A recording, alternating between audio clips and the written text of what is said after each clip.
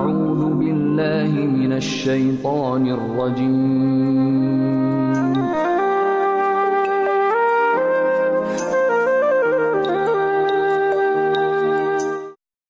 أعوذ بالله من الشيطان الرجيم بسم الله الرحمن الرحيم الحمد لله والصلاة والسلام على رسول الله Bütün galemni yoqdan bar qiluvchi, tarbiya qiluvchi Rabbimiz subhanahu va taolaga hamd sana maqtovlarimiz, Payg'ambarimiz Muhammad Mustafa sallallohu alayhi va sallamga ko'ngillarimiz turidan chiqqan salovat sharifalarimiz bo'lsa edi.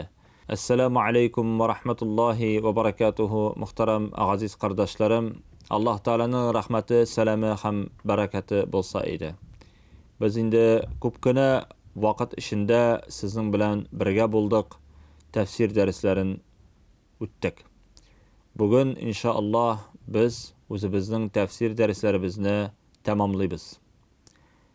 Endi ko'pgina vaqt ishida amma juzining, ya'ni so'nggi paraning qisqa suralarini biz sizning bilan o'rgandik. Bugun esa sizning bilan Ixlos, Falaq, Nas suralarini o'rganib ketishakmiz. Bismillahirrahmanirrahim. Qul huvallohu ahad. Allohus samad. Lam yalid va lam yulad va lam yakul lahu kufuwan ahad. Bismillahirrahmanirrahim. Qul a'udhu bi rabbil falaq. Min شر ما خلق ومن شر غاسق إذا وقب ومن شر النفاثات في العقد ومن شر حاسد إذا حسد بسم الله الرحمن الرحيم قل أعوذ برب الناس ملك الناس إله الناس من شر الوسواس الخناس الذي يوسوس في صدور الناس من الجنة والناس. İxlos, Falaq, Nas suralari Peygamberimiz sallallahu aleyhi ve sellem şu surelerini okup o'zin ishqiradir edi. Ya'ni Rasul Akram aleyhissalatu vesselamni bir vaqt sehrlagan bo'lganlar. Hamda Peygamberimiz sallallahu aleyhi ve sellemga shifo yuzidan Alloh subhanahu va taala şu surelerini indire. Ham Peygamberimiz sallallahu aleyhi ve sellem İxlos, Falaq, Nas surelerini okup o'zina shifo topadir edi, o'zina davo topadir edi. Ham mana shu ko'pgina kishining ishki bo'lgan avrular, psixik hatto avrular, ham endi aytirga kerak sihriy ko'stiyular, ham endi kishining paralel hayat yog'idan jinlar tarafından ketirilgen zarar bolsa, ulda bolsa endi şuluq ko'stiyular, zahmetler, alarını da galimler İxlos, Falaq, Nas surelerini oqurga qo'shalar edi. Peygamberimiz sallallahu aleyhi ve sellem yo'qlar oldindan ishar topqir qo'lini mana bulay tutib, İxlos, Falaq, Naslarni o'qib, bir tapqir İxlos, bir tapqir Falaq, bir tapqir Nas surasini o'qib, shunda urib mana shulaytirib, ham endi butun tanin sipirib chiqadir edi. Ham ul ani ishar tapqir ishlaydir edi yo'qlar oldindan. Bu kishilarga nasharlikdan, zahmatlardan, sihrlardan, ham har turli mahluqotlarning zararlaridan, kunchilaridan saqlanish uchun mana degan sharah deb aytasi kelar. Bu Peygamberimiz sallallahu aleyhi ve sellem'nin sünneti. Eğer de şundan da bizde nindir bir problemalar var iken, psixik problemalar peyda bola iken, İxlos, Falaq, Naslarni ko'p etib o'qirga kerak. Qaybir galimlar ana 100 tapqir o'qirga kerak kunina deb fatvo beradilar. Ya'ni Бу инде галимнәрнең практикаларыннан килгән гыйлем дип әйтәсем килә. Ихлас сүрәсе 4 аяттан тора. Ул Коръән Кәримдә 112-нче сүрә булып килә. Бу сүрә Мәккә шәһәрендә ингән. Көннәрдән бер көнне мөшрикләр килеп, Пәйгамбәрбез саллаллаһу алейхи ва салламга әйтә торган булганнар. Әйт әле безгә, эй Мөхәммәд, менә синең Раббың нинди ул дип. Ул көмештәнме, алтыннанмы, таштанмы? Ничек без аны аңларга тиеш? Бәлки без аны аңласак, белсәк, күрсәк, синең динеңне кабул итәр идек тә дип әйтәләр иде. Һәм дә Аллаһ субханаһу ва тааля менә шушы сүрәне иңдерә. Бу сүрә галимнәр әйтәләр Таухид сүрәсе, бер Аллалык сүрәсе дип. Анда Аллаһ Тааляның бөтен күркәм сыйфатлары ачыклана. Монда, мөхтәрәм газиз кардәшләрем, Аллаһның кем икәнлегенә җавап буларак иңә шушы сүрә. Шуңа күрә ул ихлас дип атала. Ни өчен ихлас? Чөнки монда Раббыбыз субханаһу ва тааляга ышаныч һәм дә иманыбызны ныгыта торган сүзләр килә. Инде галимнәр әйтәләр, кем шушы Ихлас сүрәсен даими рәвештә намазларда, зикрләрендә мәзкур кылсалар, аларның хәтта эштәге булган шин мәгънәсендә ихласларда артуы бар. Инде Пәйгамбәрбез саллаллаһу алейхи ва салламга шушы сораулар белән килгәннән соң Аллаһ субханаһу ва тааля җавап буларак иңдерә аларга шушы сүрәне һәм әйтә Аллаһ субханаһу ва тааля бисмиллаһир-рахманир-рахим Кул хуаллаһу ахад. Без бөтенебездә инде бу сүрәне кичкенәдән үк өйрәнгәнбез, әмма ләкин аның мәгънәсе бик тирән. Шушы сүрәне яратып укыган кешене Аллаһ та яратыр. Пәйгамбәрбез саллаллаһу алейхи ва саллям янына бер сахаба килеп әйтте: "Я Расулаллаһ, мин ди шушы сүрәне яратам" диде. Шушы сүрәне яратам диде. Пәйгамбәрбез саллаллаһу алейхи ва саллям әйтте: "Әгәр дә син шушы сүрәне яратасың икән, бел, Аллаһ та сине ярата" диде. Шунда Аллаһ Таала нәрсә ди? Әйт син, эй Мөхәммәд, шушы мөшрикләргә: Аллаһ ул бер. Ул барча диннәрдән, барча әйтергә кирәк, шушы мөшрикләрнең күзаллауларыннан айырмалы буларак Аллаһның бердән шушы сыйфаты, исем ва сыйфаты Аллаһ дип килә һәм ул бер. Аллаһтан башка бер нинди илаһ юк. Аллаһтан башка бер нинди бүтән табынырга бер нинди объект юк дип әйтәсем килә. Без Аллаһка гына гыйбадәт кылабыз, аннан гына сорыйбыз, аңа гына мөрәҗәгать итәбез. Ул бар һәм бер һәм ялгыз. Ул Аллаһ һич тиңдәше ва охшашы булмаган ялгыз ул Аллаһ Тәгаләдер. Аңа тиң булган бер нинди зат юк. Без Аллаһ субханаһу ва тааляга гына гыйбадәт кылабыз. Ягъни без мөселманнар каршыбызда ниндидер бер сүрәт тә куймыйбыз. Аллаһ ул бар, бер, ул безнең белән икәнебезне һәр вакытта без аны тоябыз һәм без үзебезгә сүрәтләр һәм патлар ясамыйбыз. Бу сүзнең мәгънәсе шуннан гыйбарәт. Аллаһу самад, Аллаһ һәр нәрсәгә, һич бер мәхлукка ихтияҗ юк. Ихтияҗсыз камил хуҗа ул Аллаһ субханаһу ва тааля. Бәлки Аллаһ Таала киресенчә кешеләрнең, мәхлукатларның хаҗатын үтәүчедер. Ул бер нәрсәгә дә мохтаҗ түгел. Без мәсәлән йокларга мохтаҗ, ашарга мохтаҗ, эшләргә мохтаҗ, эшәргә мохтаҗ, гаилә төзергә мохтаҗ, балаларда мохтаҗ. Әмма Аллаһ Тааланың балалары да юк, әтисе дә юк, әнисе дә юк. Ул ашарга да, эшәргә дә, йокларга да мохтаҗ түгел. Аллаһ Таала ихтияҗсыз камил хуҗадыр. Лам ялид ва лам юлад. Аллаһ субханаһу ва тааля һич кемне тудырмады һәм һич кемнән тудырылмады. Ягъни әйткәнебезчә, ул әтисез, әнисез. Аның әтисе дә юк, әнисе дә юк, балалары да юк аның. Кай вакытта менә әйтәләр Аллаһ Тааланың я улы бар, я кызлары бар. Коръән Кәримдә Аллаһ Таала әйтә, Гайса турында, Гайсаны миңа ул дип әйтәләр ди. Ләкин Аллаһ Таала һәр нәрсәдән пак, ул улга да мохтаҗ түгел. Ул Фәрештәләрнең Аллаһның кызлары дип әйтәләр ди Аллаһ Тәгалә әйтә Коръәндә.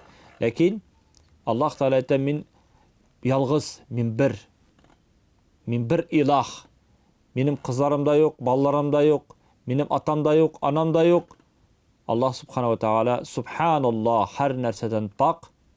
Һәм бу төр сүзләр аңа килешми, һәм бу дөрес тә түгел. Аллаһ Субхана ва Тәгалә камил һәм бердәм бер Раббыбыз Субханаһу ва Тәгалә.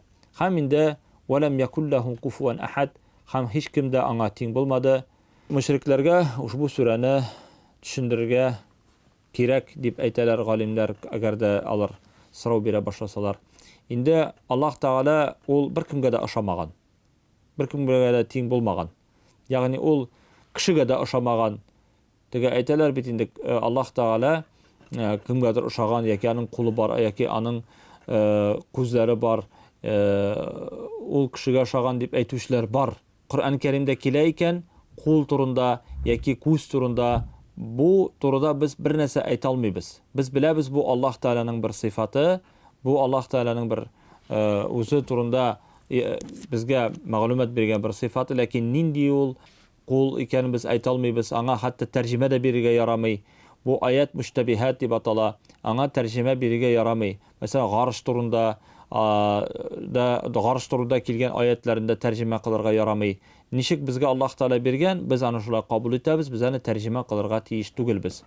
Бу бик куркыныч аны тәрҗемә кылу. Аллаһ Тәгаләгә җәсәд бирү ул бик куркыныч. Кай вакытта менә безнең татар авылларында да әйтеп куялар, Алла бабай дип, әстәгъфируллаһ, алай дип әйтергә дә ярамый. Аллаһ Тәгаләнең үзенә күрә күркәм сыйфатлары бар, һәм ул үзенә күрә бер матур, һәм без аны хакыйкатьтә нинди икәнен белә алмыйбыз. Без менә шушы Коръәнне укып, аның сыйфатларын укып, аңа тәсбихләребезне әйтеп, зикрләребезне әйтеп, аны мактап дога гына кыла алабыз. Шуңа күрә, мөхтәрәм җәмәгать, менә бу мәсьәләдә без сезнең белән бер булырга тиеш. Бу мөселман кешесенең акыйдасы, бу мөселман кешесенең төп ышанышы булырга тиеш. Инде икенче сүрә Фалaq сүрәсе. Фалaq сүрәсе 113-нче сүрә, 5 аяттан тора, шулай ук Мәккәдә ингән, һәм дә шушы сүрәдә инде Пәйгамбәрбез саллаллаһу алейхи ва саллям әйтеп киткәнебезчә, шушы сүрәләр белән ул даваланадыр иде, һәм инде шушы сүрәләр белән ул үз-үзенә шифа табадыр иде. Аллаһ Субханаһу ва Тәгалә әйтә: "Кул а'удhu би раббил фалaq" диде. Ягъни әйт, әй Мөхәммәд, мин сыйынамындыр таңның Раббысы булган Аллаһ Тәгаләгә, күренеп ва күрмичә килә торган һәр төрле зарарлардан. Әйтергә кирәк, менә Раббыбыз Субханаһу ва Тәгаләнең Расулы саллаллаһу алейхи ва саллям әйтте: "Алам тара аят унзилат һазихи лейла". Сез күрмәдегезме бу төнне ингән аятларны ди? "Лам юра мислахунна кат", ягъни моңа кадәр андый аятлар иңмәде ди. Ягъни бу аятларның үзенчәлекләре бар. Монда чыннан да зур дәва бар дигән сүз. Бу аятларны даими укыган кеше үзенә файда табачак. Һичшиксез. Бу "Кул а'узу би раббил фалaq" һәм "Кул а'узу би раббин нас" диде Пәйгамбәрбез саллаллаһу алейхи ва саллям. Бу Муслим риваятында килгән хадистер.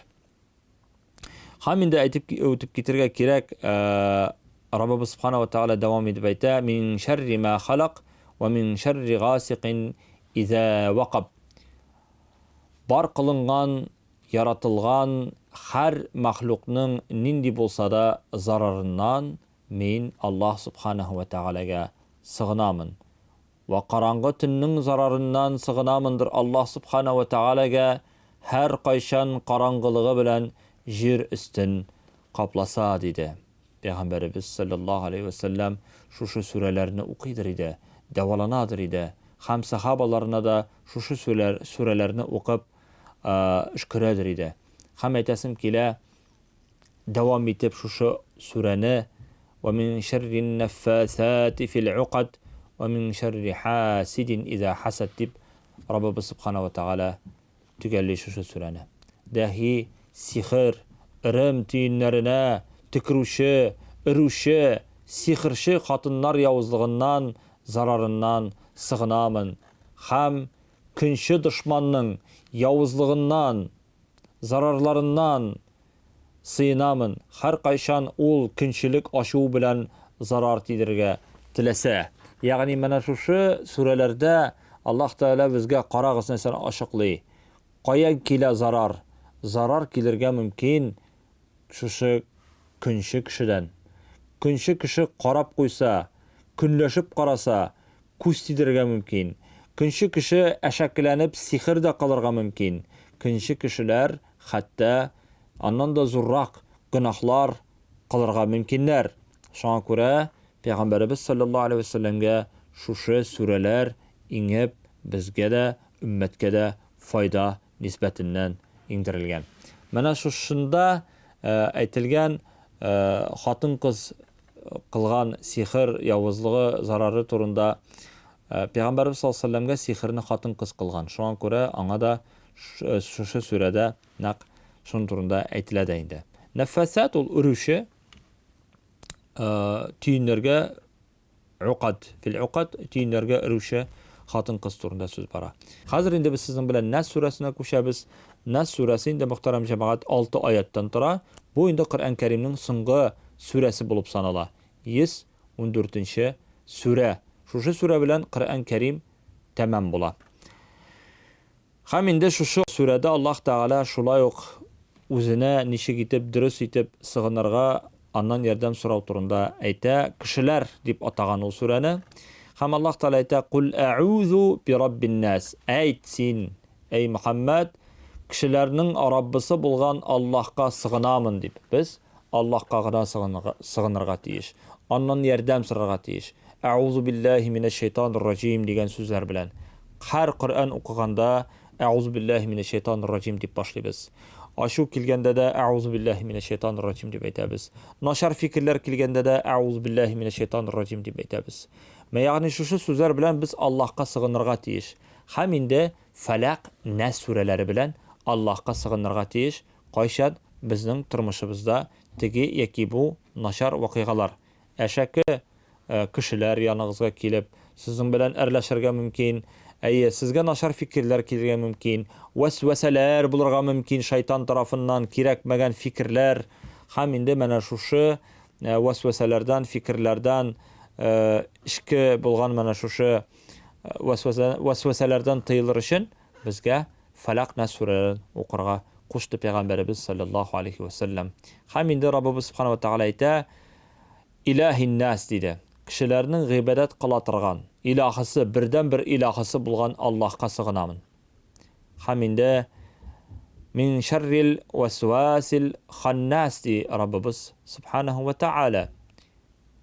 Ягъни бу аятта нәрсә ди Аллаһ субхана ва тәгалә? Кешеләрнең патшасы булган Аллаһка сыгынамын.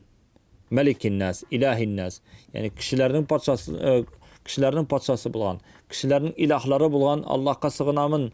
Шигенә саваплы эштән тыеп, гынахлы эшкә өндәп, вәсвәсә кылучы ханнасның зарарыннан Аллаһ субханаһу ва тәгаләгә сыгынамын ди. Ханнас ул кешенең турдан-туры калбенә тәэсир итә торган шайтанның зарары яки вәсвәсәсе диләр. Шуңа күрә мин шаррил вәсвасил ханнас дип Раббыбыз субхана ва тәгаләгә сыгынабыз шушы сүзләр белән. Аллази ювасвису фи судурин нас. Ул ханнас җиннәреннән, ул калбкә тәэсир итә торган җиннәрдән һәм аның кешеләрдән, ханнас кешеләрнең күңеленә явызлыкны саладыр. Ягъни менә 5нче аятта, ягъни ул ювасвис күңелгә садыр, ул күңел, күкрәк. Менә шушы җиргә ул вәсвәсә кыла, шушында кешегә шик сала, шушында кешегә авырлык китерә. Менә шушы ханнасның вәсвәсәсеннән Аллаһ Тәгаләгә сыгынамын ди. Фи судурин нас, ул ди кешеләрнең күңелләренә вәсвәсә кыла ди. Ул ханнас, ягъни минәл җиннәти ван нас дип тамамлана шушы сүрә.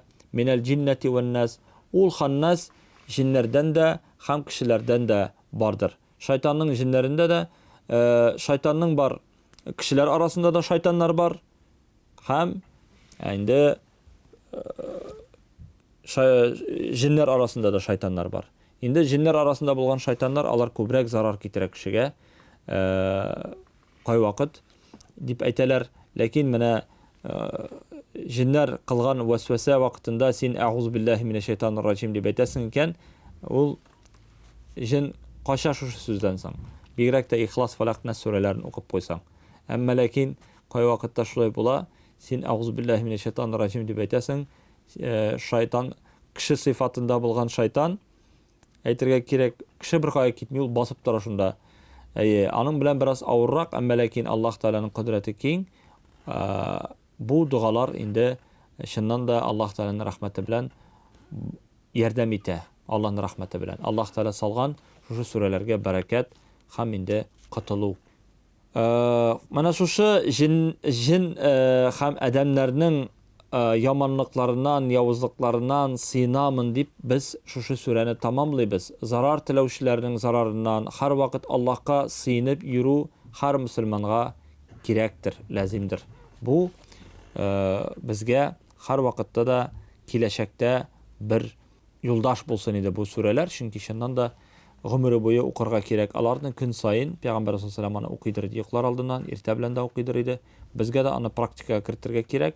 Инде Аллаһ Тәгалә үзе безне һәр бер зарардан, авыр хәлләрдән һәм инде вәсвәсәләрдән иншааллаһ коткарыр.